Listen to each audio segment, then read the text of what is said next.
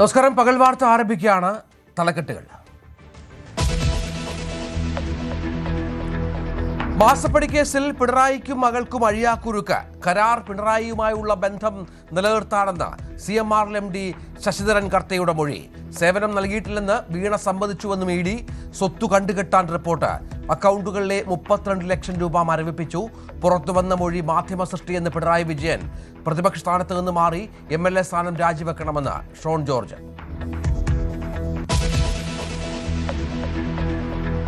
സിക്കിമിൽ തുരങ്കത്തിൽ മണ്ണിടിഞ്ഞു മരിച്ച NHPC geologist Aneesh Mohan അന്ത്യാഞ്ജലി.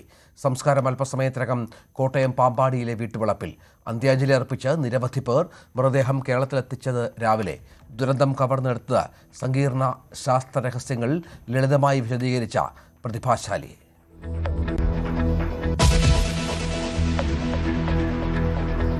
ചോദ്യചോർച്ചയിലെ പ്രതിഷേധം തീർക്കാൻ സമരക്കാരുമായി കേന്ദ്രത്തിന്റെ തുടർചർച്ച 3 മണിക്ക്. ധർമ്മേന്ദ്ര പ്രധാൻ രാജി തന്നെ സമരക്കാരുടെ ആവശ്യം. നിലപാട് അറിയിക്കാമെന്ന് സർക്കാർ. രാജിയില്ലാതെ പാർലമെന്റിൽ ചർച്ചയ്ക്കില്ലെന്ന് രാഹുൽ ഗാന്ധി. ഡൽഹിയിൽ നിയന്ത്രണങ്ങൾ തുടരുന്നു.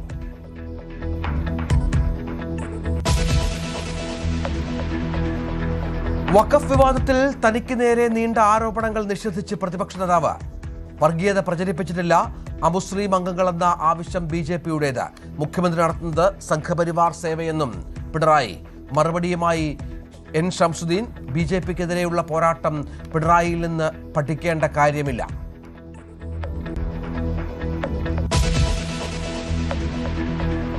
കടുത്ത മുന്നറിയിപ്പുമായി രാജ്മോഹൻ ഉണ്ണിത്താൻ MP. ഇനിയും KPCCക്ക് പ്രസിഡന്റ് ഉണ്ടായില്ലെങ്കിൽ പാർട്ടി സംവിധാനം തകരും. ജാതി നോക്കി അധ്യക്ഷനെ തീരുമാനിക്കുന്ന നിർത്തണം. നിലപാട് പാർട്ടിയെ അറിയിച്ചുവെന്ന് ഉണ്ണിത്താൻ.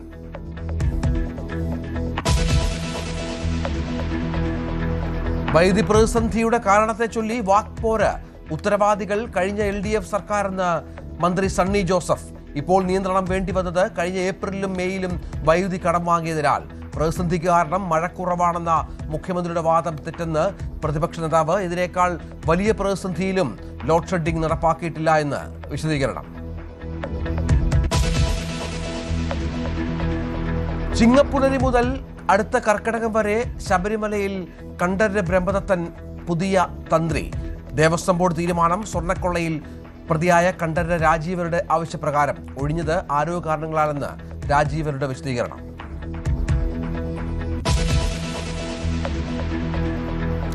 ഡോക്ടറുടെ കുറിപ്പടിയില്ലാതെ ഇനി പെയിൻ കില്ലർ കിട്ടില്ല. മെഡിക്കൽ ഷോപ്പുകൾക്ക് നിർദ്ദേശം നൽകിയ ആഭ്യന്തരമന്ത്രി. സിറിഞ്ചും കൊടുക്കരുതെന്ന മുന്നറിയിപ്പ്. ആരോഗ്യമന്ത്രിയുമായി ഇക്കാര്യം സംസാരിച്ചെന്നും ചെന്നിത്തല. നടപടി ഓപ്പറേഷൻ തൂഫാന്റെ ഭാഗം. ഞാൻ അവരോട് അഭ്യർത്ഥിക്കാൻ ആഗ്രഹിക്കുകയാണ്. ശക്തമായ നടപടി ഈ കാര്യത്തിലുണ്ടാകും.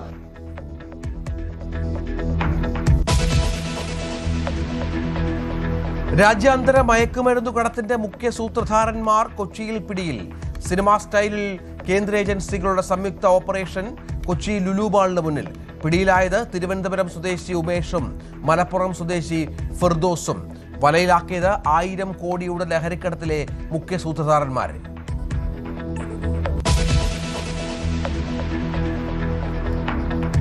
തിരുവനന്തപുരം പൊന്മുടി റോഡിൽ തുടർച്ചയായ 2ാം ദിവസവും കാട്ടാന ഇറങ്ങി. ബൈക്കിൽ സഞ്ചരിച്ച അച്ഛനും മകളും രക്ഷപ്പെട്ടത് ഭാഗ്യം കൊണ്ട്. കാട്ടാനയ്ക്ക് മുന്നിൽ ബൈക്ക് ഉപേക്ഷിച്ച് ഓടി രക്ഷപ്പെട്ടു. നെല്ലിയാമ്പതിയിൽ ജനവാസ മേഖലയിൽ ചക്കക്കൊമ്പനിറങ്ങി. പ്ലാവിളക്കി ചക്ക നിന്ന് മടങ്ങുന്ന ആനയെ പേടിച്ച് പ്രദേശവാസികൾ.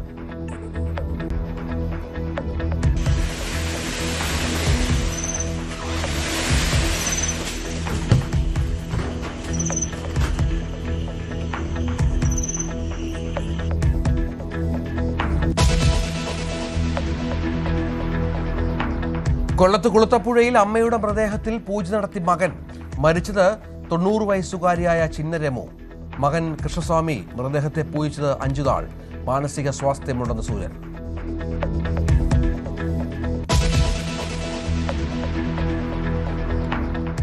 വാർത്തകളുടെ വിശദാംശങ്ങളിലേക്ക്. മാസപ്പടി കേസിൽ വീണയ്ക്കും പിണറായിക്കും അഴിയാക്കുരുക്കായി CMRL MD ശശിധരൻ കർത്തയുടെ മൊഴി.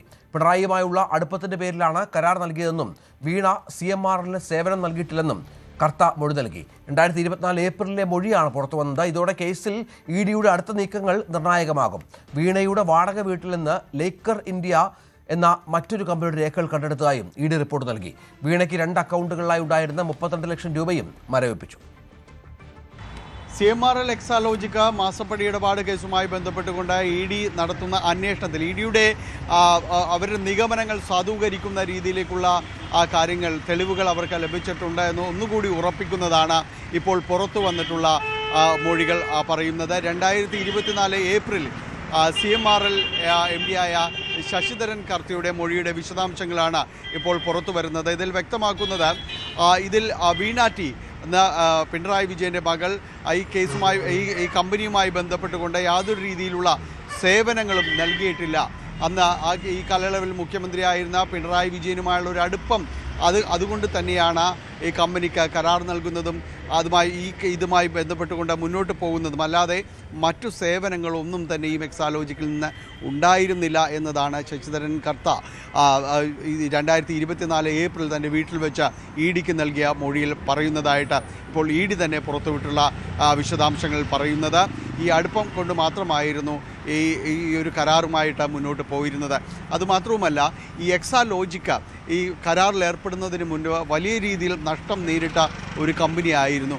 പിന്നീടാണ് ഇത് ലാഭകരമായിട്ട് മുന്നോട്ട് പോകുന്നത്. അത് ഈ കരാർ മാത്രമായതുകൊണ്ടാണ് എക്സാലോജിക്കിനും അതോടൊപ്പം തന്നെ വീണയ്ക്കും പ്രത്യേകമായിട്ടാണ് പണം നൽകിയിരുന്നത് എന്നതും ഈ മൊഴിയിൽ വിശദാംശങ്ങളിൽ രേഖപ്പെടുത്തിയിട്ടുണ്ട്.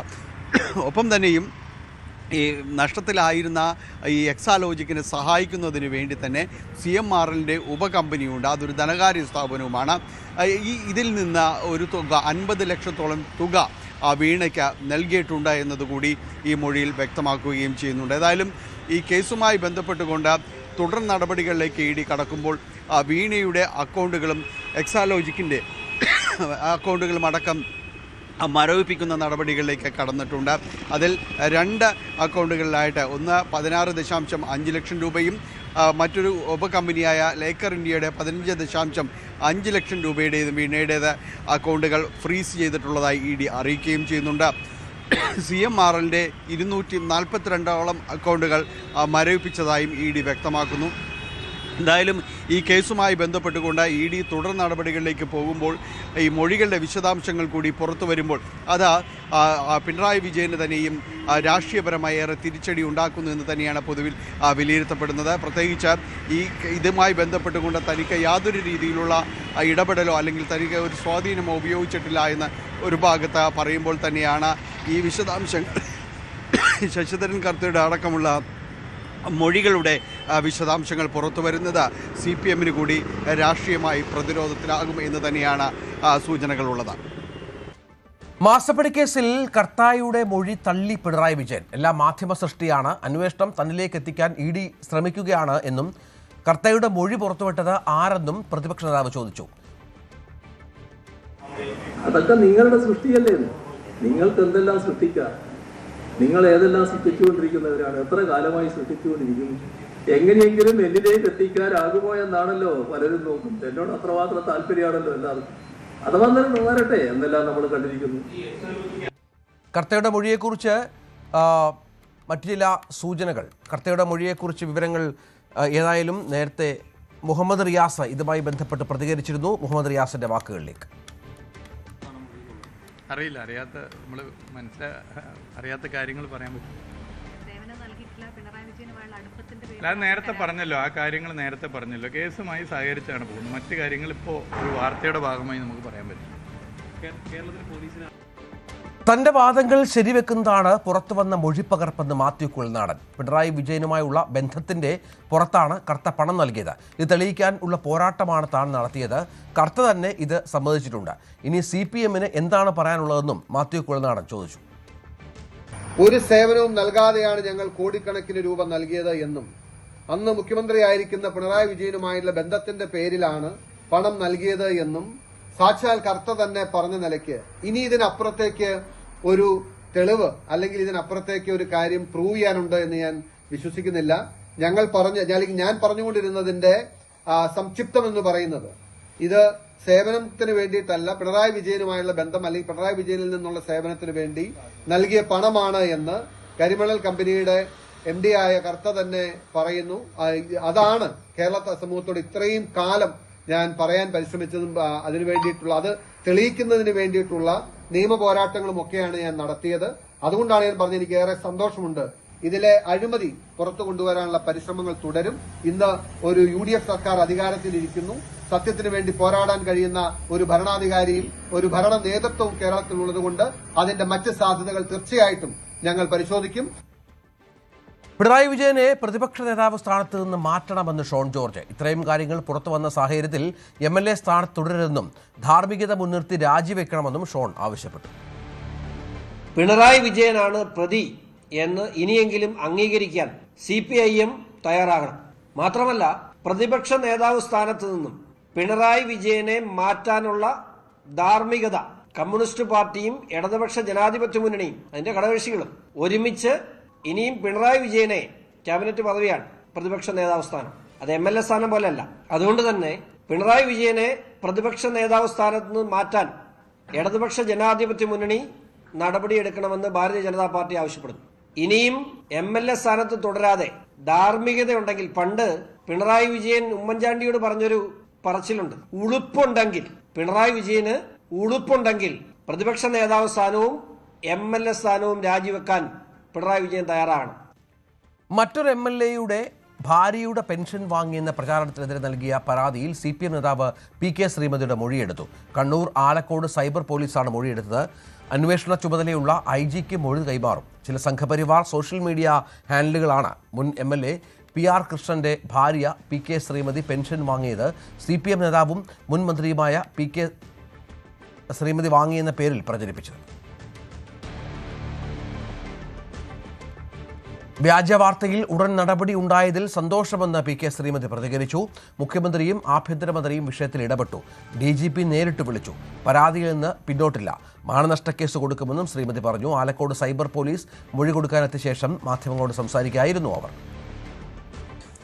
തിരുവനന്തപുരത്ത് നിന്ന് ബഹുമാനപ്പെട്ട മുഖ്യമന്ത്രിയുടെയും ആഭ്യന്തര വകുപ്പ് മന്ത്രിയുടെയും നിർദ്ദേശമനുസരിച്ച് DGPയുടെ ഭാഗത്തു നിന്നാണ് അടിയന്തരമായി ഇന്നലെ രാത്രി തന്നെ പയ്യന്നൂർ പോലീസ് സ്റ്റേഷനെ വിളിച്ച് ഇങ്ങനെയൊരു മൊഴിയെടുക്കാൻ പോലീസുകാർ വരുമെന്ന വിവരം എന്നെ അറിയിച്ചത്. വളരെ ഗുരുതരമായ ഒരു ആരോപണം എനിക്കെതിരെ ഉയർന്നപ്പോൾ അത് അന്വേഷിക്കുന്നത് വളരെ അത്യാവശ്യമാണ് എന്ന് മനസ്സിലാക്കിയതിൻ്റെ അടിസ്ഥാനത്തിൽ വളരെ പെട്ടെന്ന് തന്നെ ആക്ട് ചെയ്തതിൽ എനിക്കും വളരെ സന്തോഷമുണ്ട്. മാനനഷ്ടക്കേസ് കൊടുക്കും എന്നുള്ളത് ഞാൻ ഇന്നലെ പറഞ്ഞു, ഇന്നും പറയുന്നു. അതിൽ നിന്ന് ഒരു കടുകിട വിട്ടുവീഴ്ച ചെയ്യാൻ ഞാൻ തയ്യാറല്ല. നീറ്റ് പരീക്ഷാ ചോദ്യപേപ്പർ ചോർച്ചയിൽ CJP സമരം അവസാനിപ്പിക്കാനുള്ള ഒത്തുതീർപ്പ് ചർച്ച ഇന്ന് നടക്കും. കേന്ദ്രമന്ത്രി ധർമ്മേന്ദ്ര പ്രധാന്റെ രാജിക്കാര്യത്തിൽ നിലപാട് അറിയിക്കാമെന്നാണ് കഴിഞ്ഞ ദിവസ ചർച്ചയിൽ കേന്ദ്ര സർക്കാർ പ്രതിനിധികൾ വ്യക്തമാക്കിയത്. കഴിഞ്ഞ ദിവസത്തെ ഒടുവിലത്തെ നടപടി എന്നോണം നാഷണൽ ടെസ്റ്റിംഗ് ഏജൻസിയിലെ 47 ഉദ്യോഗസ്ഥരെ പിരിച്ചുവിട്ടിരുന്നു. സമരത്തിന്റെ പശ്ചാത്തലത്തിൽ ഡൽഹിയിൽ നിയന്ത്രണങ്ങൾ തുടരുകയാണ്. കഴിഞ്ഞ ദിവസം രാത്രി പുറത്തുവിട്ട വീഡിയോയിൽ പ്രധാനമന്ത്രി യുവാക്കൾക്ക് നന്ദി പറഞ്ഞിരുന്നു. Thank you friends. कल देर रात आपसे मिलने का मौका मिल गया। मेरे जो वीडियो पोस्ट किया था उसको जिस प्रकार से आपने रिस्पॉन्ड किया, सकारात्मक सुझाव दिए, थैंक्स टू एवरीबॉडी। ये आपका प्यार बना रहेगा, हमारा नाता और अधिक सक्रियता से जुड़ता रहेगा। थैंक यू दोस्तों। മന്ത്രി ധർമ്മേന്ദ്ര പ്രധാന്റെ രാജിയില്ലാതെ പാർലമെന്റിൽ ചർച്ചയ്ക്ക് തയ്യാറല്ലെന്നാണ് രാഹുൽ ഗാന്ധി അല്പം മുമ്പ് പ്രതികരിച്ചത്. ഡൽഹിയിലെ നിയന്ത്രണങ്ങളെ രാഹുൽ പരിഹസിക്കുകയും ചെയ്തു. എല്ലാം അടച്ചുപൂട്ടാം, എന്നാൽ ചോദ്യപേപ്പർ ചോർച്ച തടയാൻ കഴിയില്ലെന്നായിരുന്നു രാഹുലിന്റെ പ്രതികരണം. BJP ഡീൽ ആരോപണങ്ങൾക്ക് വൈകാരിക മറുപടിയുമായി സോനം വാങ്ചുക്. താൻ വളരെയധികം ദുഃഖിതനാണ്. ഡൽഹിയിലെ കണത്തയൂരിൽ 26 ദിവസം പട്ടിണി കിടന്നത് ഒരു ഇടപാടിന് വേണ്ടിയാണോ എന്നാണ് ചോദ്യം. തന്റെ സ്വഭാവത്തിന് സർട്ടിഫിക്കറ്റ് നൽകേണ്ടത് വിമർശകരല്ലെന്നും തന്റെ പ്രവർത്തികൾ തന്നെയാണ് അതിന് തെളിവെന്നും സോനം വാങ്ചുക് കൂട്ടിച്ചേർത്തു.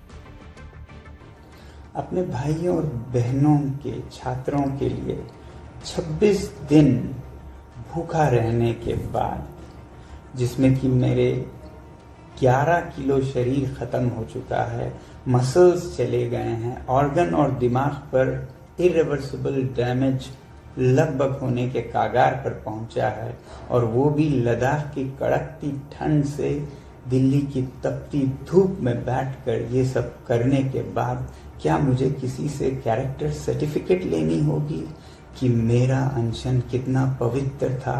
मैंने तोड़ा तो किसके हाथों तोड़ा, उसके हाथों क्यों तोड़ा, इसके हाथों क्यों नहीं तोड़ा, क्या डील हुआ, क्या सौदा हुआ, ये सब मुझे जवाब देना होगा। കോൺഗ്രസ് എം പി ഇമ്രാൻ മസൂദാണ് സോനം വാങ്ചുക്കിനെ അണ്ണാ ഹസാരെ പാർട്ട് 2 എന്ന് വിശേഷിപ്പിച്ചത്. ആദ്യം മുതൽ തന്നെ ഇക്കാര്യത്തിൽ സംശയമുണ്ടായിരുന്നുവെന്നും വാങ്ചുക്ക് പറഞ്ഞു. തന്റെ വ്യക്തിപരമായ നേട്ടങ്ങൾക്ക് ആണ് കേന്ദ്രവുമായി ധാരണയിലെത്തിയതെന്നുമാണ് അദ്ദേഹം കഴിഞ്ഞ ദിവസം പ്രതികരിച്ചത്. अन्ना पार्ट 2, 12 साल अन्ना खामोश हो गए, अब वांगचुक साहब खामोश रहेंगे, ये कुछ नहीं है। इसके अलावा हमें तो पहले दिन से पता था, कल डील कर रहे थे आप सरकार के साथ, कोई छात्र भी था क्या वहां? सारे लद्दाख के लोग थे। आपकी अपनी डील हो रही है, आपने अपना डील कर रही है, इसके अलावा क्या है सरकार के साथ? വി വിനോദുണ്ട്. വിനോദ്, ഇന്നിപ്പോൾ രാഹുൽ ഗാന്ധിയുടെ വാർത്താ സമ്മേളനമായിരുന്നു പ്രധാനം. മർദ്ദനമേറ്റ വിദ്യാർത്ഥികൾക്കൊപ്പമാണ് മാധ്യമങ്ങളെ കണ്ടത്. അതിൽ പ്രധാനമായും പറഞ്ഞത് ഈ ധർമ്മേന്ദ്ര പ്രധാനെ വകുപ്പ് മാറ്റിയതുമായി ബന്ധപ്പെട്ട്, വകുപ്പ് മാറ്റിയാൽ സമ്മതിക്കില്ല, കാരണം ഡൽഹിയിൽ അങ്ങനെ ചർച്ചകൾ നടക്കുന്നുണ്ട്, വകുപ്പ് മാറ്റി നിർമ്മല സീതാരാമന് വിദ്യാഭ്യാസ വകുപ്പ് കൊടുക്കുക എന്ന തരത്തിൽ, അത് അംഗീകരിക്കില്ല എന്ന് പറയുമ്പോൾ ഇനി 3 മണിക്കുള്ള ചർച്ചയിൽ CJPയും ആ തരത്തിൽ നിലപാടെടുത്താൽ പ്രശ്നങ്ങൾ വഷളാകുമല്ലോ. 3 മണിക്ക് നടക്കുന്ന ചർച്ച തന്നെയാണ് ഇതിൽ ഏറ്റവും നിർണായകമായിട്ടുള്ളത്. CJP എടുക്കുന്ന നിലപാട് അത് വളരെ പ്രധാനമാണ്. കാരണം വാങ്ചുക് ഇപ്പോൾ BJPയുമായി ഒത്തുകളിക്കുന്നു, ഡീൽ ഉണ്ടാക്കി എന്ന ആരോപണമാണ് കോൺഗ്രസ് നേതൃത്വം ഉന്നയിക്കുന്നത്. ഇനി അഭിജിത് ദീപ്കെ ഉൾപ്പെടെയുള്ളവർ എന്ത് നിലപാട് സ്വീകരിക്കും, അതും വളരെ പ്രധാനപ്പെട്ട കാര്യമാണ്. കഴിഞ്ഞ ദിവസങ്ങളിൽ നിരവധി ഉറപ്പുകൾ നൽകിയിരുന്നു. മാത്രമല്ല, മന്ത്രിസഭാ പുനഃസംഘടന വരാൻ പോവുകയാണ്. ആ ഒരു സമയത്ത് വിദ്യാഭ്യാസ മന്ത്രി ധർമ്മേന്ദ്ര പ്രധാനെ മാറ്റി മറ്റൊരു വകുപ്പ് നൽകും എന്നൊരു ധാരണ ഉണ്ടാക്കുകയും അതിന്റെ അടിസ്ഥാനത്തിൽ സമരം അവസാനിപ്പിക്കണമെന്നൊരു തീരുമാനത്തിലേക്ക് CJPയോട് നിർദ്ദേശിക്കുകയും ചെയ്താൽ അവർ അതിന് വഴങ്ങിയാൽ സ്വാഭാവികമായും കോൺഗ്രസ് പ്രതിസന്ധിയിലാകും. ഇന്ന് രാഹുൽ ഗാന്ധി വാർത്താ സമ്മേളനം നടത്തിയപ്പോൾ വ്യക്തമാക്കിയത് മന്ത്രിയുടെ രാജിയില്ലാതെ ഒരു തരത്തിലും പിന്നാക്കം പോകില്ല. തിങ്കളാഴ്ച പാർലമെന്റിൽ ഈ ബില്ല് കൊണ്ടുവന്നാലും, അതായത് ചോദ്യപേപ്പർ ചോർച്ച നടത്തുന്നവർക്കെതിരെ കർശന നടപടി, 10 കോടി രൂപ പിഴയും അതോടൊപ്പം തന്നെ 10 വർഷത്തെ തടവും അനുശാസിക്കുന്ന നിയമമാണ്. ഈ നിയമത്തിന് വേണ്ടിയുള്ള നടപടികളുമായി മുന്നോട്ട് വന്നാലും പ്രതിപക്ഷം ചർച്ചയിൽ പങ്കെടുക്കില്ല, സഹകരിക്കില്ല എന്ന കാര്യമാണ് രാഹുൽ ഗാന്ധി വ്യക്തമാക്കിയിട്ടുള്ളത്. അങ്ങനെ ഒരു കടുത്ത നിലപാടിൽ ഇന്ത്യ സഖ്യം നിൽക്കുന്നു, കോൺഗ്രസ് നിൽക്കുന്നു. അവിടെയാണ് CJPയുടെ നിലപാട് എന്താകും എന്നത് സംബന്ധിച്ചുള്ള ചർച്ചകളും സജീവമാകുന്നത്. ഈ ഘട്ടം വരെ അവർ പറയുന്നത് മന്ത്രിയുടെ രാജി ഇല്ലാതെ പിന്നോട്ടില്ല എന്ന കാര്യമാണ്. പക്ഷേ മന്ത്രിയുടെ രാജി എന്നതിൽ കേന്ദ്ര സർക്കാർ ഒരുപക്ഷെ സാവകാശം തേടാനാണ് സാധ്യത. രാജിവെച്ചാൽ അത് കോൺഗ്രസിനുണ്ടാകുന്ന നേട്ടമായി വ്യാഖ്യാനിക്കപ്പെടുമെന്ന ഒരു ചിന്ത BJPക്കുണ്ട്. രഞ്ജിത്ത്, വിനോദ വിവരങ്ങൾ പങ്കുവച്ചു. ഡൽഹിയിലെ സമരക്കാരെ രാജ്യദ്രോഹികളായി ചിത്രീകരിക്കാൻ ശ്രമം നടക്കുന്നുവെന്ന് പ്രതിപക്ഷ നേതാവ്. നിരവധി കുട്ടികളെ ആത്മഹത്യയിലേക്ക് തള്ളിവിട്ട പ്രശ്നമാണിത്. ഉത്തരവാദിത്തത്തിൽ നിന്ന് കേന്ദ്ര സർക്കാരിന് ഒഴിഞ്ഞു മാറാനാവില്ലെന്നും പിണറായി വിജയൻ പറഞ്ഞു. യഥാർത്ഥ പ്രശ്നം അഭിസംബോധന ചെയ്യാൻ കേന്ദ്ര ഗവൺമെന്റോ പ്രധാനമന്ത്രിയോ തയ്യാറായിട്ടുണ്ട്. സമരക്കാരെ രാജ്യദ്രോഹികളായി ചിത്രീകരിക്കാനുള്ള ശ്രമവും അതിനിടയിൽ നടക്കുകയാണ്. ഇവിടെ ശ്രദ്ധിക്കേണ്ട ഒരു കാര്യം, നിരവധി കുട്ടികളെ ആത്മഹത്യയിലേക്ക് തള്ളിവിട്ട പ്രശ്നമാണിത്. അതേപോലെ തന്നെ ലക്ഷക്കണക്കിന് വിദ്യാർത്ഥികളെയും രക്ഷിതാക്കളെയും മാനസിക പീഡനത്തിലേക്ക് തള്ളിവിട്ടതുമാണ്. ഇതിന്റെ ഉത്തരവാദിത്വത്തിൽ നിന്ന് കേന്ദ്ര വിദ്യാഭ്യാസ മന്ത്രിക്കോ പ്രധാനമന്ത്രിക്കോ കേന്ദ്ര ഗവൺമെന്റിനോ ഒഴിയാനാവില്ല. കേന്ദ്ര സർക്കാരിനെതിരെ എഴുത്തുകാരൻ NS മാധവൻ രംഗത്ത്. പരീക്ഷയെങ്കിലും ഭംഗിയായി നടത്താൻ സർക്കാരിന് സാധിച്ചില്ല. ഇതിനെതിരെ വിദ്യാർത്ഥികൾ പ്രതികരിക്കുമ്പോൾ അതും അടിച്ചമർത്തുകയാണ്. രാജ്യത്തെ മുഖ്യധാരാ മാധ്യമങ്ങൾക്ക് വിശ്വാസ്യത നഷ്ടപ്പെട്ടുവെന്നും NS മാധവൻ പറഞ്ഞു. ഇവരെന്നും ചെയ്തിട്ടുള്ള കാര്യമാണ്. കർഷകരെ രാജ്യദ്രോഹികളായി കണ്ടു. അങ്ങനെ ഇവരെ എതിർക്കുന്ന എല്ലാവരെയും രാജ്യദ്രോഹികളായി കാണുന്ന ഒരു സ്വഭാവമാണ് ഇവർ വച്ചു പുലർത്തുന്നത്. പക്ഷെ അതിനി നടക്കാൻ പോകുന്നില്ല. ഈ സമരം നമ്മളെ പഠിപ്പിച്ച മറ്റൊരു കാര്യം, ഈ നാട്ടിലെ മുഖ്യധാരാ മാധ്യമങ്ങൾക്ക് യാതൊരു വിശ്വാസ്യതയില്ല എന്നും ആയിരക്കണക്കിന് ജനങ്ങളുടെ മൊബൈൽ ഫോണിൽ എടുക്കുന്ന ദൃശ്യങ്ങളാണ് ജനങ്ങളിപ്പോൾ വിശ്വസിക്കുന്നത് എന്നും ഇവരെ ആരും ഈ സമരത്തെ സപ്പോർട്ട് ചെയ്യുന്നവരോ സമരത്തെപ്പറ്റി മൗനം പാലിക്കുന്നവരോ അതായത് എതിർക്കാത്തവരെ എല്ലാം രാജ്യദ്രോഹികളെ കാണും എന്ന് പറഞ്ഞാൽ അതിൻ്റെ വിശ്വാസ്യത ഏതാണ്ട് ഇല്ലാതായിരിക്കുകയാണ്. ഇത് ചെറിയൊരു ഡിമാൻഡാണ്. ഇത് ഭരണകൂടത്തിൻ്റെ മുഷ്കാണ്. ഇപ്പം നേപ്പാളിൽ സംഭവിച്ചത് വിദ്യാർത്ഥികൾ ശാന്തരായിട്ട് ഇതുപോലെ തന്നെ സമരം ചെയ്യായിരുന്നു. പക്ഷെ അവരെ വെടിവെച്ച് വീഴ്ത്തിയപ്പോഴാണ് അവർ രോഷാകുലരായത്. ഇപ്പോൾ സൂക്ഷിച്ച് കൈകാര്യം ചെയ്യേണ്ട ഒരു ജനവിഭാഗം കൂടിയാണ് വിദ്യാർത്ഥികൾ. CJP അനുകൂലിച്ചും കേന്ദ്രമന്ത്രി ധർമ്മേന്ദ്ര പ്രധാൻ രാജി ആവശ്യപ്പെട്ടും നടി ജ്യോതിക രാജ്യത്തിന്റെ നല്ല ഭാവിക്കായി വിദ്യാർത്ഥികൾക്കൊപ്പം നിൽക്കുകയാണ്. ജൻസികളെ ഓർത്ത അഭിമാനമെന്നും ജ്യോതിക ഇൻസ്റ്റാഗ്രാമിൽ കുറിച്ചു.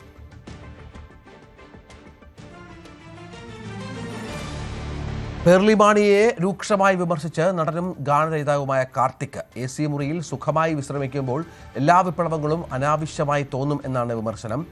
സമരത്തിൽ തെരുവിലിറങ്ങിയ വിദ്യാർത്ഥികളോട് വീട്ടിൽ പോകാൻ പേർലി തന്റെ പോസ്റ്റിൽ ആവശ്യപ്പെട്ടതിന് മറുപടിയായാണ് കാർത്തിക്കിന്റെ വിമർശനം. വയനാട് കള്ളാടി ദുരന്ത മേഖല സന്ദർശിക്കാൻ പ്രിയങ്ക ഗാന്ധി എത്തി. ദുരന്തബാധിത പ്രദേശവും ചികിത്സയിലുള്ളവരെയും പ്രിയങ്ക കാണും. ഡൽഹിയിലെ നീറ്റ് പരീക്ഷാ സമരത്തിൽ നിന്ന് വയനാട്ടിലേക്ക് എത്തിയ പ്രിയങ്ക സന്ദർശനം പൂർത്തിയാക്കി ഇന്ന് തന്നെ ഡൽഹിക്ക് മടങ്ങും. CV അനുമോദ് വിവരങ്ങൾ പങ്കുവയ്ക്കുകയാണ്. അനുമോദ്, ദുരന്തബാധിതരെ കാണുന്നുണ്ട്. നേരത്തെ പ്രിയങ്ക വരാത്തതുമായി ബന്ധപ്പെട്ട് വിമർശനങ്ങൾ ഉണ്ടായിരുന്നു. ഇപ്പോൾ എന്തൊക്കെയാണ് പ്രിയങ്കയുടെ വയനാട്ടിലെ പരിപാടികൾ?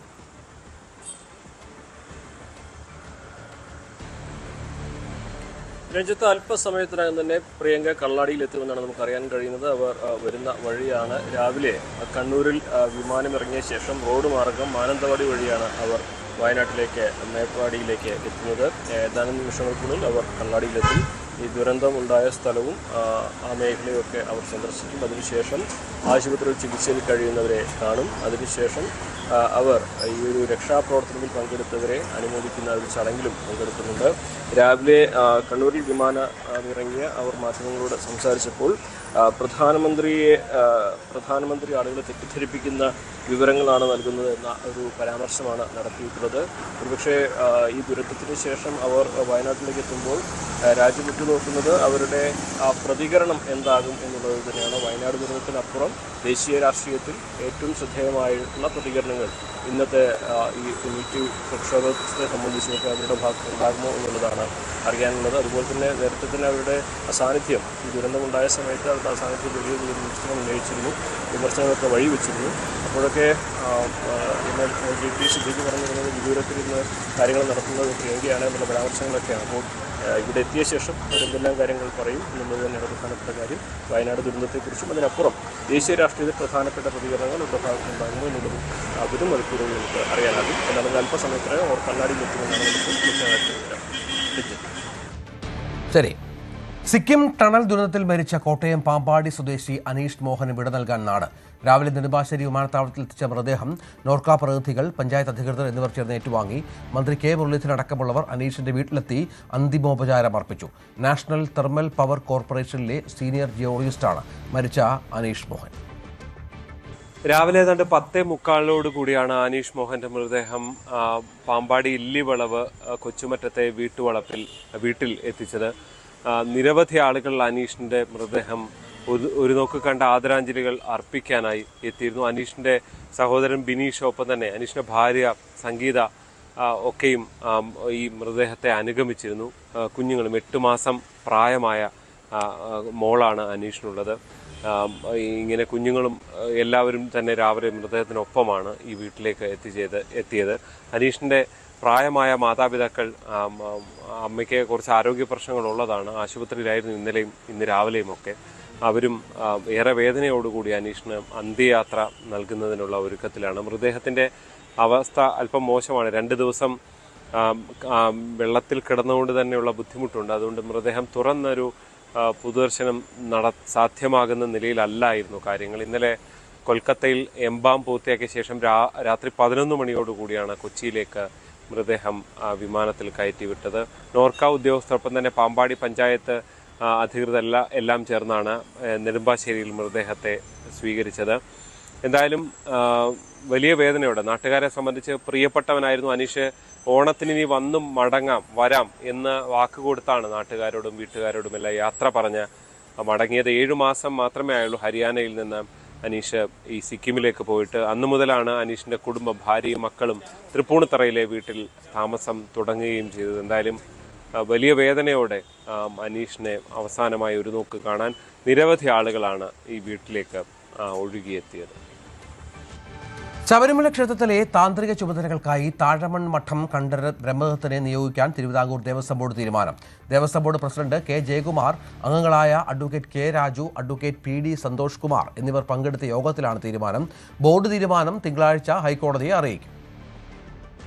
ശബരിമല തന്ത്രിയെ തിരഞ്ഞെടുക്കുന്നതുമായി ബന്ധപ്പെട്ട വിദഗ്ധ സമിതിയുടെ റിപ്പോർട്ട് ചർച്ച ചെയ്യുന്നതിനു വേണ്ടി ചേർന്ന ദേവസ്വം ബോർഡ് യോഗത്തിലാണ് നിലവിലെ തന്ത്രി കണ്ഠര രാജീവരുടെ മകൻ ബ്രഹ്മദത്തനെ ചിങ്ങം 1 മുതൽ തന്ത്രിയായി തിരഞ്ഞെടുക്കാനുള്ള തീരുമാനത്തിന് അംഗീകാരം നൽകിയിരിക്കുന്നത്. ദേവസ്വം ബോർഡിൻ്റെ തീരുമാനം അംഗീകാരം നൽകിയ കാര്യം ഹൈക്കോടതിയിലെ ദേവസ്വം ബെഞ്ചിനെ അടുത്ത ദിവസം കോടതി ചേരുന്ന തിങ്കളാഴ്ച അറിയിക്കും. തുടർന്ന് കോടതിയുടെ അനുമതിയോടെ ചിങ്ങം 1 മുതൽ താന്ത്രിക ക്രിയകൾ ചെയ്യാനായി ബ്രഹ്മദത്തനെ നിയോഗിക്കുന്ന തരത്തിലാണ് നിലവിൽ നടപടിക്രമങ്ങൾ പൂർത്തിയാക്കിയിരിക്കുന്നത്.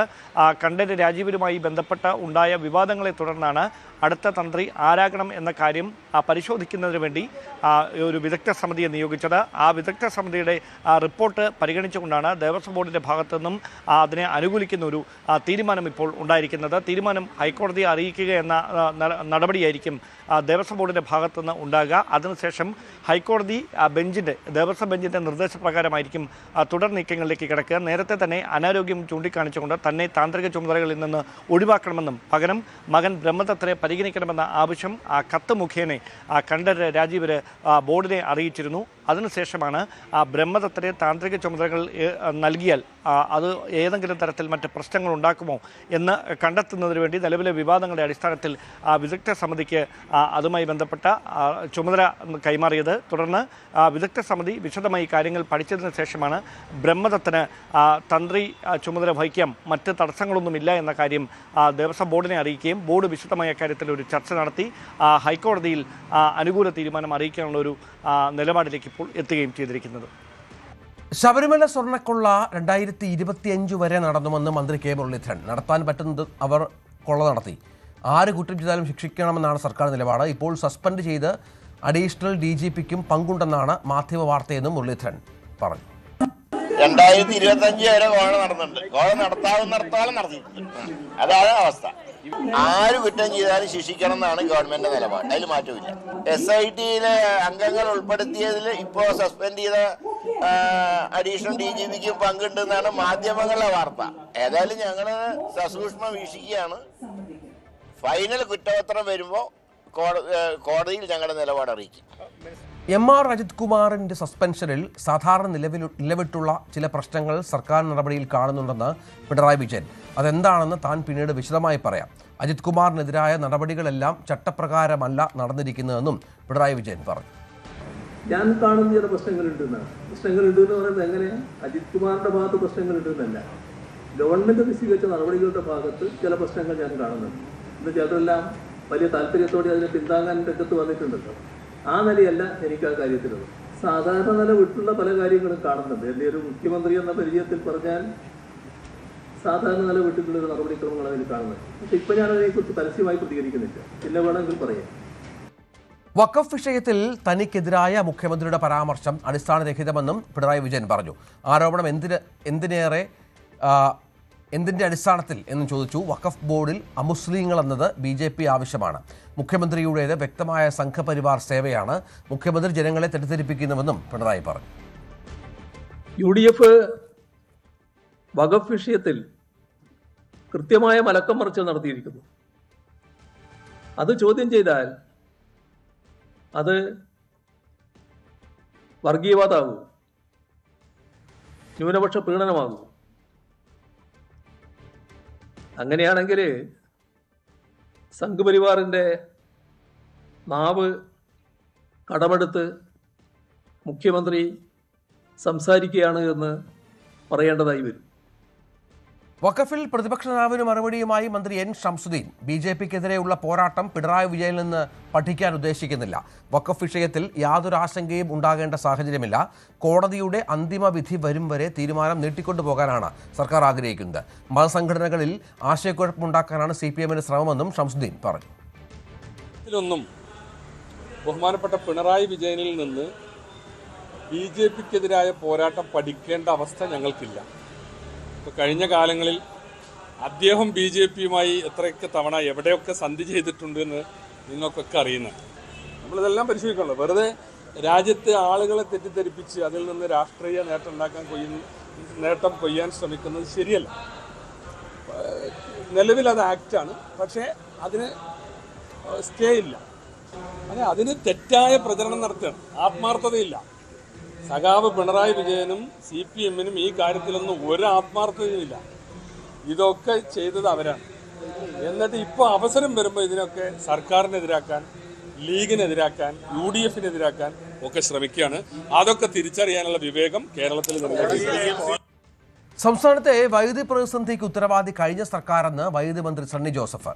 മാർച്ച് ഏപ്രിൽ മാസങ്ങളിൽ പ്രതിസന്ധി ഉണ്ടായപ്പോൾ കഴിഞ്ഞ സർക്കാർ കടം വാങ്ങുകയായിരുന്നു. ഇപ്പോഴത് തിരികെ കൊടുത്തുകൊണ്ടിരിക്കുകയാണ്. ആ 530 വോട്ട് വൈദ്യുതി ഉണ്ടായിരുന്നുവെങ്കിൽ പ്രതിസന്ധി ഉണ്ടാകുമായിരുന്നില്ലെന്നും സണ്ണി ജോസഫ് പറഞ്ഞു.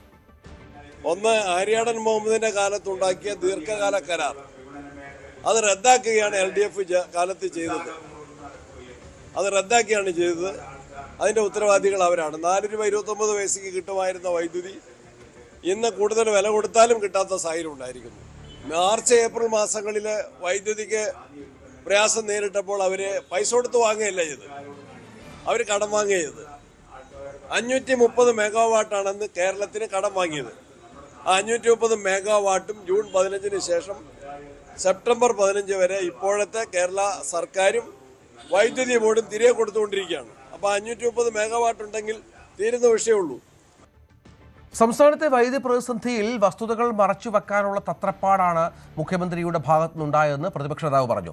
മഴയുടെ കുറവ് നേരത്തെയും ഉണ്ടായിട്ടുണ്ട്.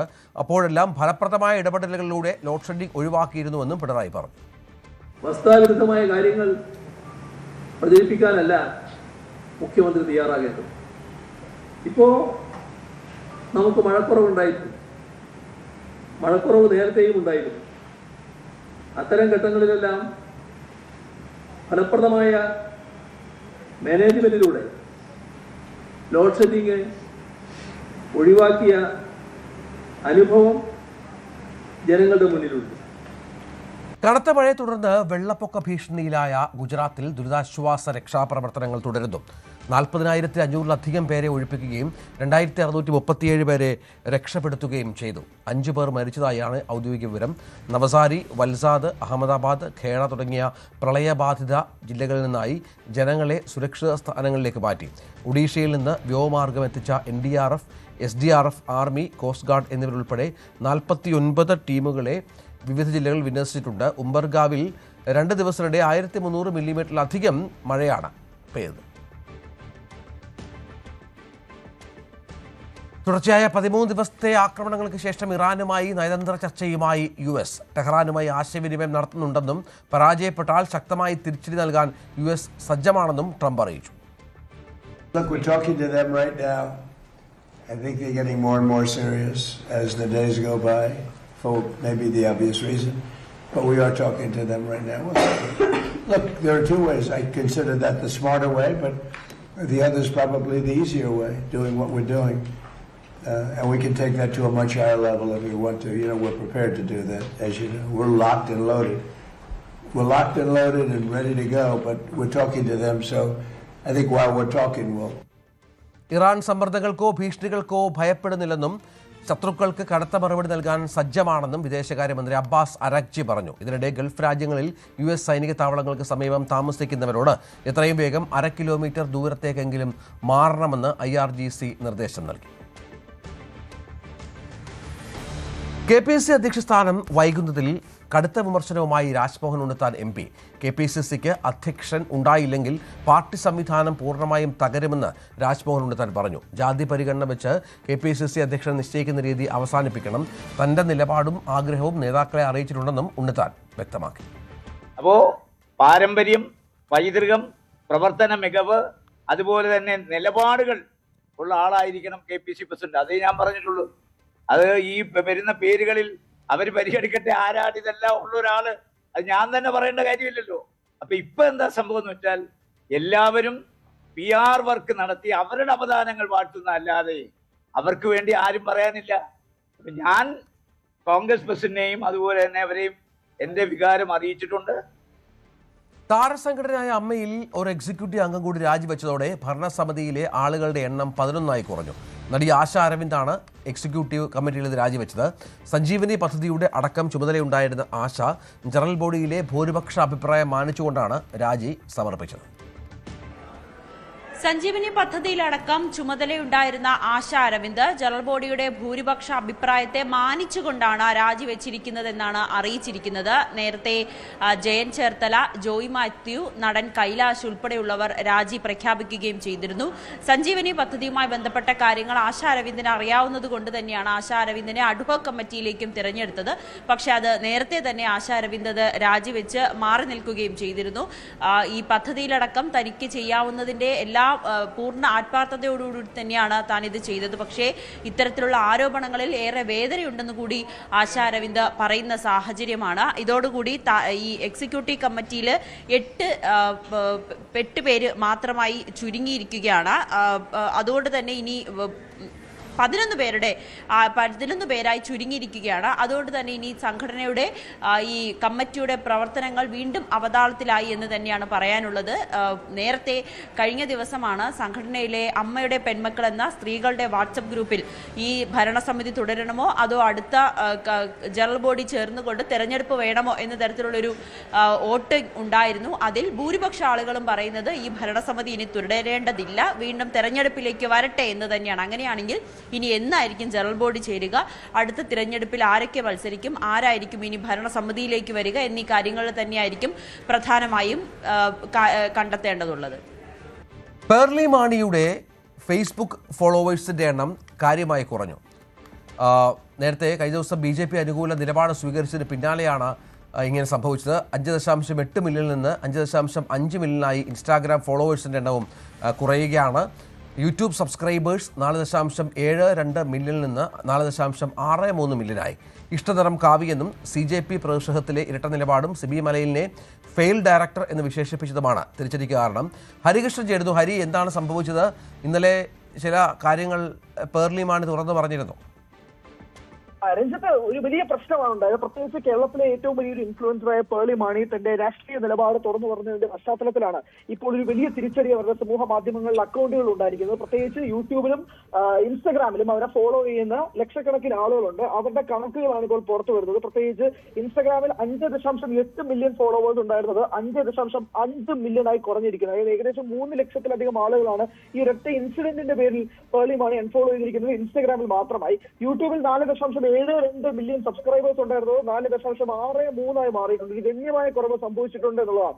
അവരുടെ ഫാമിലി വ്ളോഗും ഹോം വീഡിയോസും ഇന്റർവ്യൂസും ഒക്കെ തന്നെ വൈറലാകുന്നു. പക്ഷേ ഈ രാഷ്ട്രീയ നിലപാട് തുറന്നു പറയുക, ഒരു സംവിധായകനെ ഫെയിൽഡ് ഡയറക്ടർ എന്ന് വിളിക്കുക, അതോടൊപ്പം തന്നെ ഈ CJP പ്രതിഷേധത്തിൽ ഒരു ഡബിൾ സ്റ്റാൻഡേർഡ് നിലപാട് എടുക്കുക, കൃത്യമായ ഒരു വിശദീകരണമോ നിലപാടോ എടുക്കാതെ ഒരു തഞ്ചത്തിൽ പോകുന്ന ഒരു നിലപാടാണ് പേർലി മാണിക്ക് ഉള്ളത് എന്നുള്ള സമൂഹ മാധ്യമങ്ങളുടെ വിമർശനങ്ങൾക്ക് പിന്നാലെയാണ് ഈ ഒരു ഗണ്യമായ കുറവ് പേർലിക്ക് സംഭവിച്ചിരിക്കുന്നത്. അതിനുശേഷം പേർലി ഇതൊരു പോസ്റ്റ് നീക്കം ചെയ്തിട്ടില്ല. ആ പോസ്റ്റിനെതിരെ ശക്തമായ വിമർശനങ്ങൾ ഉണ്ടായിരുന്നെങ്കിൽ പോലും ആ പോസ്റ്റ് നീക്കം ചെയ്യാൻ പോലും തയ്യാറല്ല. എന്നാൽ രണ്ടാമത്തെ പോസ്റ്റ് പ്രത്യേകിച്ച് പൊളിറ്റിക്കൽ നീക്കം ചെയ്യേണ്ടി വന്നത്. പക്ഷെ ഇപ്പോഴും അത് സ്ഥാപിക്കപ്പെട്ടിരിക്കുന്നു, അത് ബ്രാൻഡായി മാറിയിരിക്കുന്നു. ഇഷ്ടനിറം കാവ്യാണെന്ന് പറഞ്ഞതിന് പിന്നാലെ തന്നെ അതൊരു പൊളിറ്റിക്കൽ ആംഗിളിൽ പോലും സംസാരിക്കുന്നതാണ് ഒരു ടോണിൽ കേരള സമൂഹത്തിൽ എടുത്തതിന് പിന്നാലെയാണ് ഇപ്പോൾ ഈ ഒരു തിരിച്ചടി പേളിക്ക് സംഭവിച്ചിരിക്കുന്നത്. അതും സോഷ്യൽ മീഡിയയിൽ പ്രത്യേകിച്ച് കേരളത്തിൽ ഒരു വലിയ ഇൻഫ്ലുവൻസർ ഇന്റർവ്യൂസിൽ ഏറ്റവും പ്രധാനപ്പെട്ടതായി മുന്നിട്ട് നിൽക്കുന്ന ഓരോ വീഡിയോസും ഏകദേശം 1 മില്യണോളം അടുപ്പിച്ച് നിൽക്കുന്ന ഒരു ഇൻഫ്ലുവൻസറെ സംബന്ധിച്ചിടത്തോളം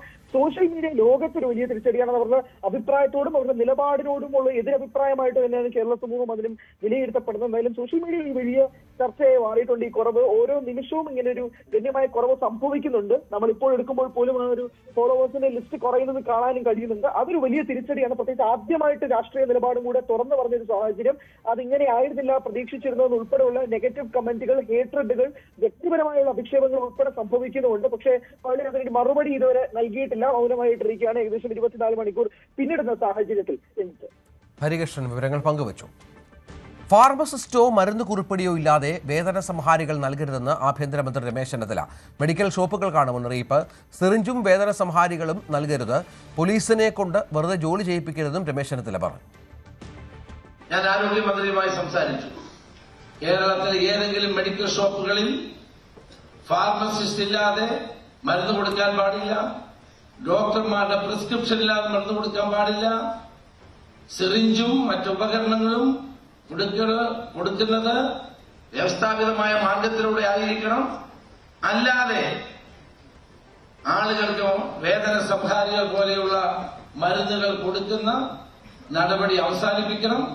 അത് അവസാനിപ്പിക്കുന്നില്ല എങ്കിൽ ശക്തമായ നടപടി മെഡിക്കൽ ഷോപ്പുകളുടെ മേലുണ്ടാകും എന്ന് മുന്നറിയിപ്പ് നൽകാൻ കൂടി അവസരം ഞാൻ വിനിയോഗിക്കുകയാണ്. തൃശൂരിൽ പോലീസ് കസ്റ്റഡിയിൽ നിന്ന് കൈവിലങ്ങുമായി പ്രതി രക്ഷപ്പെട്ട സംഭവത്തിൽ നടപടി. 4 പോലീസുകാരെ സസ്പെൻഡ് ചെയ്തു. വടക്കേക്കാട് പോലീസ് സ്റ്റേഷനിലെ CPOമാരായ ബൈജു, സിനീഷ്, പ്രവീൺ, അഖിൽ എന്നിവരെയാണ് അന്വേഷണ വിധേയമായി സസ്പെൻഡ് ചെയ്തത്. കഴിഞ്ഞ ചൊവ്വാഴ്ചയാണ് പുന്നയൂർക്കുളം ചമ്മണ്ണൂർ സ്വദേശിയായ മുഹമ്മദ് ഷിഫാൻ പോലീസിനെ വെട്ടിച്ചു കടന്നു കളഞ്ഞത്. മെഡിക്കൽ പരിശോധനയ്ക്കായി വടക്കേക്കാട് പ്രാഥമിക ആരോഗ്യ കേന്ദ്രത്തിലേക്ക് എത്തിച്ചപ്പോഴായിരുന്നു സംഭവം. ഇരു കൈകളിലും ബന്ധിച്ചിരുന്ന വിലങ്ങ് ഒരു കൈയിലേക്ക് മാറ്റത്തിനിടെ ഇയാൾ പോലീസുകാരെ തള്ളി മാറ്റി ഓടി രക്ഷപ്പെടുകയായിരുന്നു. 2 ആഴ്ച മുമ്പ് പുന്നയൂർക്കുളത്തെ ബാറിന് മുന്നിൽ വെച്ച് മുരിയന്തടം സ്വദേശി വിഷ്ണു യാദവിനെ ഇയാൾ വെട്ടിപ്പരിക്കേൽപ്പിച്ച കേസിലെ പ്രതി കൂടിയാണ്.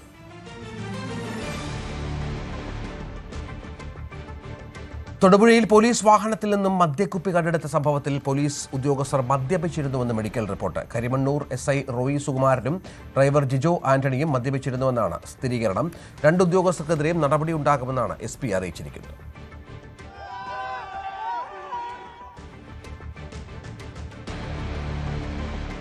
അന്താരാഷ്ട്ര ഫൈറ്റർ ഡ്രഗ് കടത്ത് കേസിലെ മുഖ്യ സൂത്രധാരന്മാരെ സിനിമാ സ്റ്റൈലിൽ പിടികൂടി കേന്ദ്ര ഏജൻസികൾ. ഇടപ്പള്ളി ലുലു മാളിന് സമീപം വാഹനം വട്ടം വെച്ചാണ് പ്രതികളെ കസ്റ്റഡിയിലെടുത്ത്. Customs, DRI, central bureau of narcotics എന്നിവരുടെ സംയുക്ത ഓപ്പറേഷനിലാണ് പ്രതികൾ വലയിലായത്. തിരുവനന്തപുരം സ്വദേശി ഉമേഷ് കുമാർ, മലപ്പുറം സ്വദേശി ഫിർദോസ് എന്നിവർ റിമാൻഡിലായി. 1000 കോടിയുടെ ട്രമഡോൾ ഗുളികകളാണ് ഡൽഹിയിൽ നിന്നും പിടിച്ചെടുത്തത്.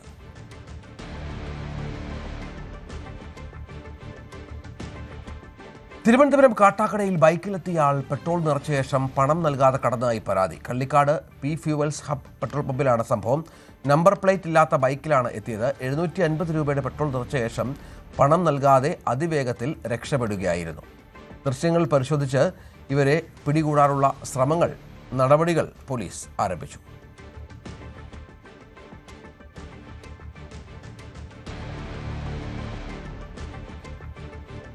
മലപ്പുറം വളാഞ്ചേരി ആദവനാട് കുടുംബ വഴക്കിനെ തുടർന്ന് യുവാവിനെ കുത്തിക്കൊന്നു. കുടശ്ശേരിപ്പാറ സ്വദേശി മുസ്തഫയാണ് മരിച്ചത്.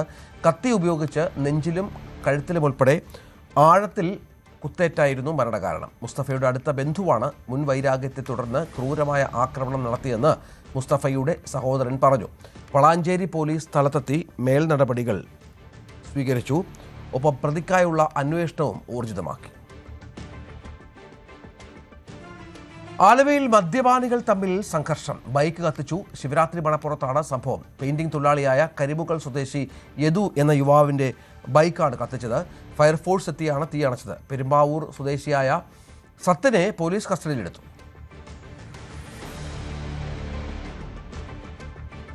കൊല്ലം കുളത്തൂപ്പുഴയിൽ അമ്മയുടെ മൃതശരീരത്തിൽ 5 ദിവസത്തോളം പൂജ നടത്തി മകൻ. കുളത്തൂപ്പുഴ RPF 2F കോളനിയിലാണ് സംഭവം. 90 വയസ്സുള്ള ചിന്നരമുവാണ് മരിച്ചത്. മകൻ കൃഷ്ണസ്വാമിക്ക് മാനസിക അസ്വാസ്ഥ്യമുള്ളതായി ആണ് സൂചന. കാസർഗോഡ് നിന്നും കൃഷ്ണസ്വാമിയുടെ മകൾ മുത്തശ്ശിയെ കാണാനെത്തിയപ്പോഴാണ് സംഭവം പുറം ലോകം അറിയുന്നത്. തുടർന്ന് പ്രദേശവാസികൾ വാർഡ് മെമ്പറെ വിവരമറിയിച്ചു. കുളത്തൂപ്പുഴ പോലീസ് എത്തി ഇൻക്വസ്റ്റ് നടപടികൾ പൂർത്തിയാക്കി കൃഷ്ണസ്വാമിയെ കസ്റ്റഡിയിലെടുത്തു. എറണാകുളം ആയവന പഞ്ചായത്ത് ഓഫീസിൽ വിജിലൻസിന്റെ മിന്നൽ പരിശോധന. കാലാവധി കഴിഞ്ഞ പെർമിറ്റിന്റെ മറവിൽ നടക്കുന്ന വൻ മണ്ണെടുപ്പിനെതിരെ ലഭിച്ച പരാതിയുടെ അടിസ്ഥാനത്തിലായിരുന്നു പരിശോധന. 2022 ജിയോളജി വകുപ്പിൽ നിന്നും ലഭിച്ച ബിൽഡിംഗ് പെർമിറ്റിന്റെയും അനുമതിയുടെയും മറവിലാണ് മരുതൂർ കേന്ദ്രീകരിച്ച് മണ്ണ് മാഫിയ പ്രവർത്തിച്ചിരുന്നത്. കുറ്റക്കാരായ ഉദ്യോഗസ്ഥർക്കെതിരെ ശക്തമായ നടപടി ഉണ്ടാകുമെന്ന് വിജിലൻസ് അറിയിച്ചു. തിരുവനന്തപുരം നെയ്യാറ്റിൻകരയിൽ നിയന്ത്രണം വിട്ട ലോറി കടയിലേക്ക് ഇടിച്ചു കയറി അപകടം. തിരുവനന്തപുരം കന്യാകുമാരി ദേശീയപാതയിൽ 3 കല്ലിൻ മൂടിന് സമീപത്തായിരുന്നു അപകടം. തമിഴ്നാട്ടിൽ നിന്ന് തിരുവനന്തപുരം ഭാഗത്തേക്ക് ചരക്ക് കയറ്റി ലോറിയാണ് അപകടത്തിൽപ്പെട്ടത്. കടയിൽ ആളുകളില്ലാതിരുന്നതിനാൽ വൻ ദുരന്തം ഒഴിവായി. കടയുടെ മേൽക്കൂര തകർന്നു വീണ് നിർത്തിയിട്ടിരുന്ന കാറിനും കേടുപാടുകൾ സംഭവിച്ചു. പരിക്കേറ്റ ലോറി ഡ്രൈവർ മുത്തുവിനെ ആശുപത്രിയിൽ പ്രവേശിപ്പിച്ചു. തിരുവനന്തപുരം പൊന്മുടിയിൽ കാട്ടാന ആക്രമണത്തിൽ ബൈക്ക് യാത്രികരായ അച്ഛനും മകളും തലനാഴിലേക്ക് രക്ഷപ്പെട്ടു. രാവിലെ കല്ലാർ വട്ടമൂട് റോഡിൽ വെച്ചായിരുന്നു സംഭവം. മകളുമായി ട്യൂഷൻ ക്ലാസ്സിലേക്ക് പോകുന്നതിനിടെയാണ് പ്രദേശവാസിയായ മഹേഷ് കാട്ടാനയ്ക്ക് മുന്നിൽപ്പെട്ടത്. തുടർന്ന് ബൈക്ക് ഉപേക്ഷിച്ച് മകളുമായി ഓടി മാറുകയായിരുന്നു. മഹേഷിന് നിസ്സാര പരിക്കേറ്റു.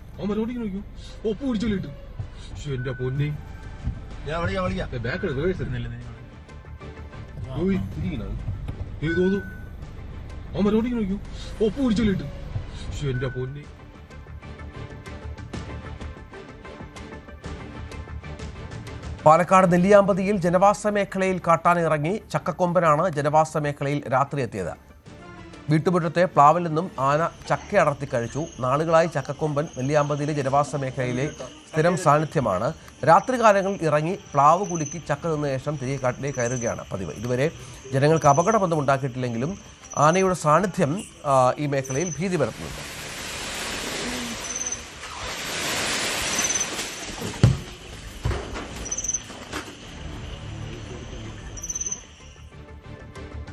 ഇടുക്കി മാങ്കുളത്ത് പരിക്കേറ്റ അവശനിലയിൽ കാട്ടാനയെ കണ്ടെത്തി. ആനക്കയത്ത് ഈറ്റച്ചോലയാറിന് സമീപത്താണ് പിടിയാനയെ കണ്ടെത്തിയത്. ശരീരത്തിന്റെ പിൻഭാഗത്ത് മുറിവേറ്റ അവസ്ഥയിലാണ്. മറ്റ് ആനകളുടെ ആക്രമണത്തിൽ മുറിവേറ്റതാകാമെന്നാണ് നിഗമനം.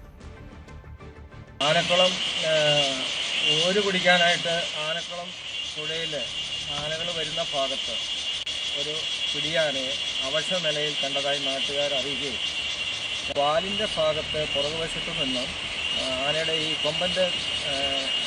കൊമ്പിന് കുത്തു കിട്ടിയ രീതിയിലാണ് കാണാൻ സാധിച്ചത്. വലിയ മുറിവാണ്, പുഴു കരിക്കുന്നുണ്ട്.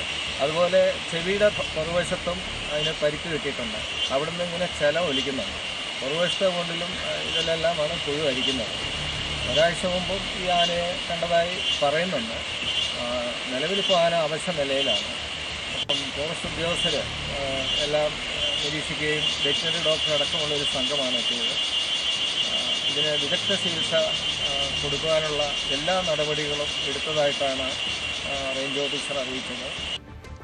കേരള തമിഴ്നാട് അതിർത്തി ഗ്രാമങ്ങളിൽ കാട്ടാന ശല്യം കൂടുന്നു. കഴിഞ്ഞ ദിവസം നിരവധി കൃഷിയിടങ്ങൾ കാട്ടാനക്കൂട്ടം നശിപ്പിച്ചു. ആനക്കൂട്ടത്തിന്റെ CCTV ദൃശ്യങ്ങൾ പുറത്തുവന്നു.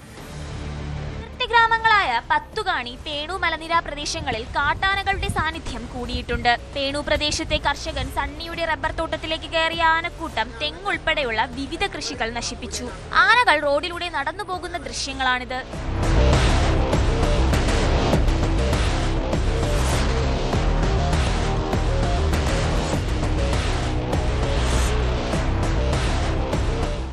പ്രദേശത്ത് സ്ഥാപിച്ചിരുന്ന വൈദ്യുത വേലിയും ആനകൾ തകർത്തിട്ടുണ്ട്. പത്തുകാണി പ്രദേശത്തും ഒറ്റയാൻ കൃഷിയിടങ്ങളിൽ നാശനഷ്ടം വരുത്തി. 2 മാസം മുമ്പ് ആനയുടെ ആക്രമണത്തിൽ ഒരാൾ കൊല്ലപ്പെടുകയും മറ്റൊരാൾക്ക് പരിക്കേൽക്കുകയും ചെയ്തിരുന്നു. കാട്ടാനകളുടെ സാന്നിധ്യം വർദ്ധിക്കുന്നതിനാൽ അമ്പൂരി ഉന്നതിയിലെയും ഗണപതികല്ല്, കോമ്പ്രം തുടങ്ങി ഗ്രാമങ്ങളിലെയും ജനങ്ങൾ ആശങ്കയിലാണ്. കേരള തമിഴ്നാട് വനം വകുപ്പുകൾ സംയുക്തമായി പട്രോളിംഗ് നടത്തണമെന്ന ആവശ്യവും ഉയരുന്നുണ്ട്. ന്യൂസ് 18 തിരുവനന്തപുരം.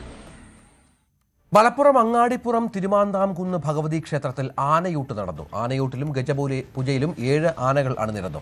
ക്ഷേത്രതന്ത്രിമാരുടെയും ശാന്തിക്കാരുടെയും മുഖ്യ കാർമ്മികത്വത്തിൽ നടന്ന പ്രത്യേക ഗജപൂജയോടെയാണ് ചടങ്ങുകൾക്ക് തുടക്കമായത്. വീരന്മാർക്ക് ഔഷധക്കൂട്ടുകൾ ചേർത്ത ചോറുരുളകൾ നൽകിയതോടെ ആനയൂട്ടിന് തുടക്കമായി. ആനകൾക്ക് ആരോഗ്യ സംരക്ഷണത്തിനായി അഷ്ടചൂർണം, ആയുർവേദ മരുന്നുകൾ എന്നിവ ചേർത്ത ചോറും ഒപ്പം പഴവർഗ്ഗങ്ങൾ, കരിമ്പ്, ശർക്കര, മലർ, നാളികേരം എന്നിവയും വിഭവസമൃദ്ധമായി ഒരുക്കിയിരുന്നു.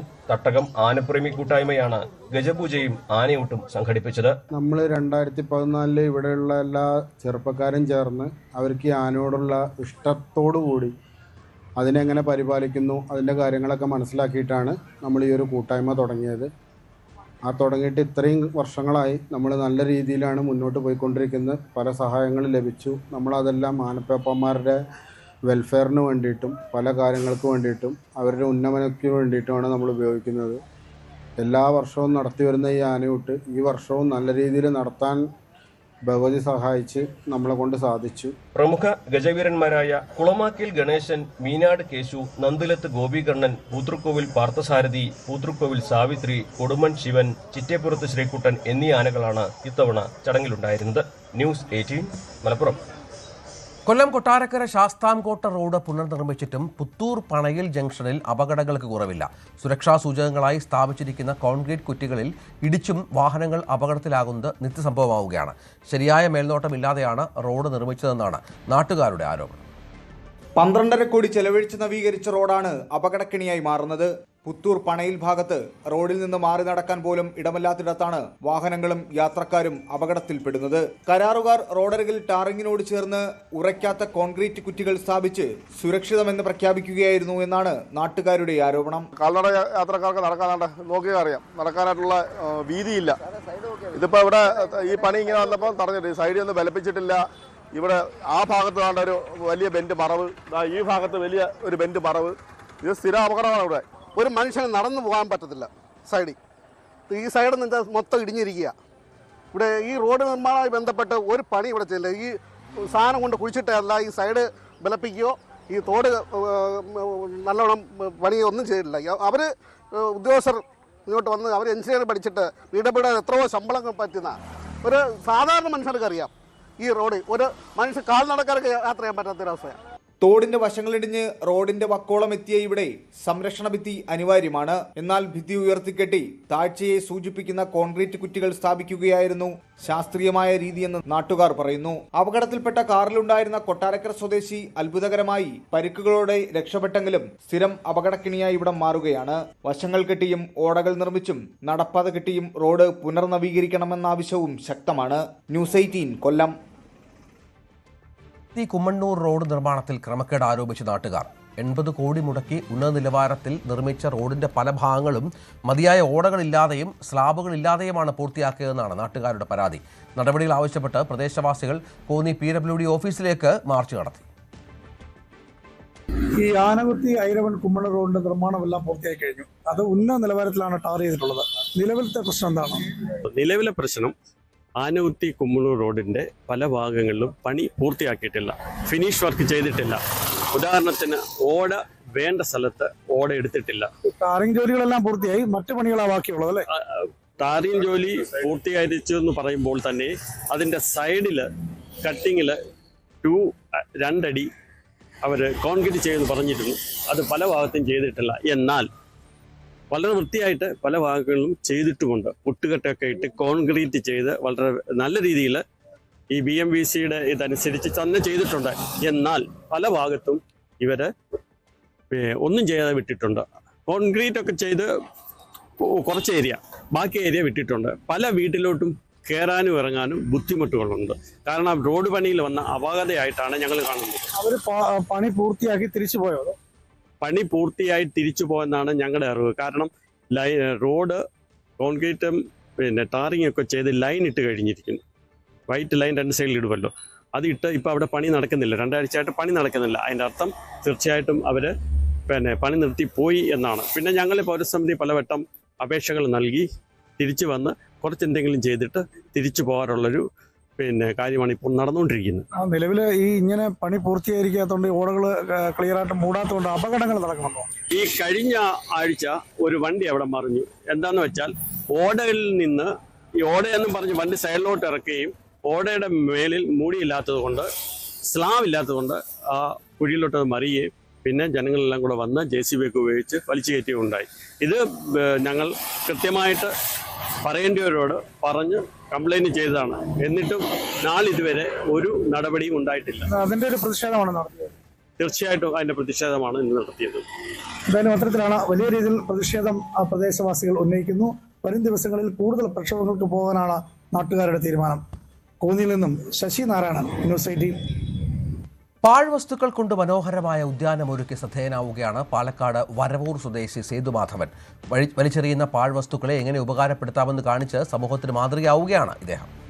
വരവൂർ സ്വദേശി കിഴക്കൂട്ട് സേതുമാധവന്റെ വീട്ടിലെത്തിയാൽ ആരുമൊന്ന് ആശ്ചര്യപ്പെടും. അത്ര മനോഹരമായ കാഴ്ചകളാണിവിടെ. പല വീടുകളിലും പൂന്തോട്ടമൊക്കെ ഉണ്ടെങ്കിലും സേതുമാധവന്റെ ഉദ്യാനത്തിന് ഏറെ പ്രത്യേകതയുണ്ട്. ഇവിടെ കാണുന്ന ഒന്നും പണം ചിലവഴിച്ച് വാങ്ങിച്ചു കൂട്ടിയതല്ല. ഉപയോഗം കഴിഞ്ഞാൽ നാം വലിച്ചെറിയുന്ന പലതരം വസ്തുക്കളാണ് സേതുമാധവന്റെ കരവിരുതിൽ മനോഹരമാക്കി ഒരുക്കിയിരിക്കുന്നത്. വീടിന്റെ മുൻവശം മുഴുവൻ പാഴ്വസ്തുക്കളാൽ തീർത്ത ചെടിച്ചട്ടി, പക്ഷികൾ, മൃഗങ്ങൾ തുടങ്ങിയ അലങ്കാരങ്ങളാണ്. കോവിഡ് കാലത്ത് വസ്തുക്കൾ ഉപയോഗിച്ച് തുടങ്ങിയതാണ് ഈ വിനോദം. നമ്മുടെ വേസ്റ്റ് സാധനങ്ങളുണ്ടല്ലോ, ഈ ഫയലുകളുടെ ഇതുകളെല്ലാം വേസ്റ്റായി ഒഴിവാക്കുന്ന നമ്മുടെ ഓഫീസുകളിൽ നിന്നെല്ലാം ഒഴുകുന്ന ഫയലുകളുടെയാണ്. ഈ ഫയലുകളെല്ലാം കൊണ്ടുവന്ന് വൃത്തിയാക്കി കഴുകി എടുത്തതിന് ശേഷം കട്ടിങ് ചെയ്ത് അതിൻ്റെ ഇതിനെ കട്ട് ചെയ്തതിന് ശേഷം വൈറ്റ് പെയിൻറ്റ് അടിച്ചിട്ടുണ്ട്. അതേമാതിരി തന്നെ എല്ലാ ഷീറ്റുകളും, ഇതെല്ലാം ഷീറ്റുകളാണ്. ഇതിൻ്റെ ഉള്ളിൽ തെർമോക്കോളാണ് യൂസ് ചെയ്തിരിക്കുന്നത്. ആയിട്ട് വെച്ചിരിക്കുന്നത് തെർമോക്കോളാണ്. ഇത് LED ബൾബാണ്, വലിയ LED ബൾബ്. ഈ LED ബൾബ് കൊണ്ടുവന്നിട്ട് അതിൻ്റെ ഇത് ചെറുതാക്കി എടുത്തിട്ട് ക്ലിയർ ചെയ്തിട്ട് ഇനി കൊക്കെല്ലാം നമ്മൾ ശരിയായിട്ടുള്ള ഇതുകൊണ്ട് തന്നെ പ്ലാസ്റ്റിക്കിൻ്റെ ഇതുകൊണ്ടെല്ലാം ഉണ്ടാക്കി വെച്ചിരിക്കുന്നതാണ്. വേറിട്ട കാഴ്ചകൾ കാണാൻ നിരവധി ആളുകളും സേതുമാധവന്റെ വീട്ടിലെത്തുന്നുണ്ട്. ഇതെല്ലാം പ്ലാസ്റ്റിക്കിന്റെ വേസ്റ്റ് ഉപകരണങ്ങളാണ്.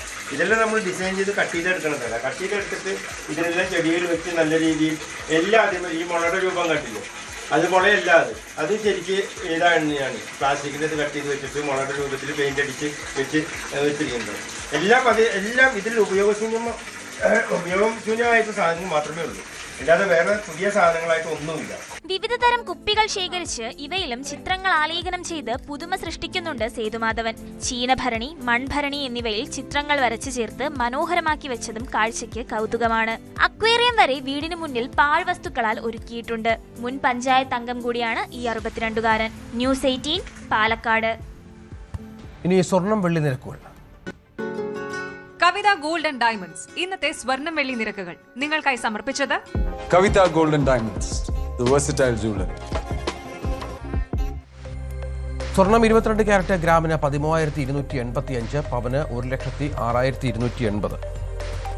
സ്വർണം 18 ക്യാരറ്റ് ഗ്രാമിന് 10,915, പവന് 87,320. വെള്ളി ഗ്രാമിന് 240, കിലോയ്ക്ക് 2,40,000. കവിത ഗോൾഡ് ആൻഡ് ഡയമണ്ട്സ് ഇന്നത്തെ സ്വർണം വെള്ളി നിരക്കുകൾ നിങ്ങൾക്കായി സമർപ്പിക്കുന്നത് Kavitha gold and diamonds, the versatile jeweller. Spot live കാണാം.